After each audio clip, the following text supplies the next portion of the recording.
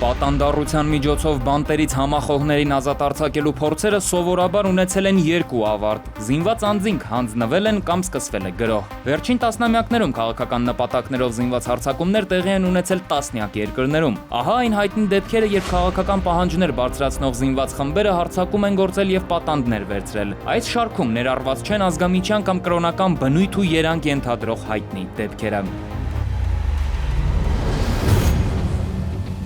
Հուլիս 1976 թվական պաղեստինցի, բայց նաև գերմանացի աջ ծայրահեղական զինյալները գրավում են Թել Ավիվից Փարիզ մեկնող օդանավը եւ ուղևորվում Ուգանդա։ Էնտեբեի օդակայանում 106 հրեա պատանդներ պահող ծայրահեղական խմբերի զինյալները պահանջում էին բանտերից ազատել իրենց 53 համախոհներին։ Զինյալների պահանջները բավարարել անհնար էր, ազատազրկվածները ծայրահեղականներ էին։ Իսրայելի հատուկ ծառայությունները օդանավերով գաղտնի մեկնեցին Ուգանդա, գրոհեցին օդակայանը մի երկրում, որի նախագահը նույնիսկ զինված խմբի աջակիցն էր։ Հարձակման ժամանակ բոլոր հարձակվողները սպանվեցին։ Զոհվեց նաև հրեա հատուկ ջոկատայիններից մեկը՝ Իսրայելի այսօրվա վարչապետ Բենյամին Նեթանյահուի եղբայրը։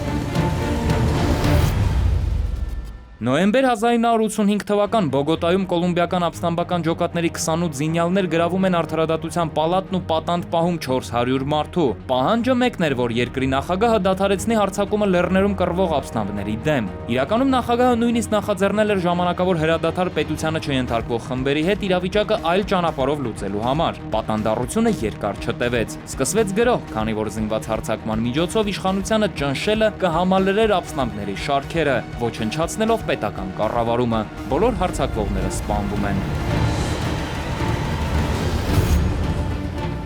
Նոյեմբեր 1989 թվական սա խաղաղ հանգուցալուծման քիչ օրինակներից է։ Սալվադորցի զինյալները պատանդներ են վերցնում Նիկարագուայի մայրաքաղաքում, գրավելով մի ամբողջ հյուրանոց։ Սկսվում են բանակցություններ, որոնց արդյունքում զինյալներն ի վերջո հանձնվում են։ Ոչ ոք չի տուժում։